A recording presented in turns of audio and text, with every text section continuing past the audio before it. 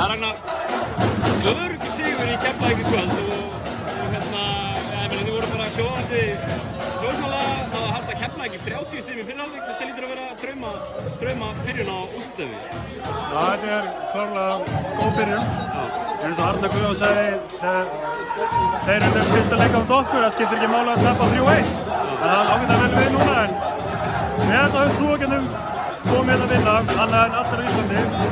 Við þurfum samsala, getum alveg gert betur, varnarlega aðeins betri, 1-1 og frákast aðeins betur. Hvað er skapinn að segja ef þú myndir vera nefna einni að skóla hluti í dag? Þeir skora 73 stig, þannig að þessi líkleg vörnin og svo voru bara ná að spila okkar sóknarleik og við setja fullt af skotum sem skila okkur 91 stigi sem var nóg í dag.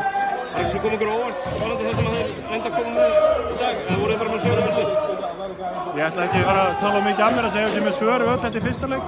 Við vorum alltaf vel undirbúnir fannst mér og það má nokra svona á einhverja hluti, það er klálega eitthvað sem við getum klálega lagað. Tveir sigrar í meistaratitilum núna, hvað þurfa þið fórstæðar að gera til að landa þessu núna? Vinna leik nr. 2 allavega, byrja á því, þá erum við komið einu skref nær og svo förum við þaðan. Þægilegt að fara með 1-0 heim í Þorlákshöfn, frábæran heimavöll? Já, þægilegt, ekki þægilegt, en þetta er svo langt í að vera búið.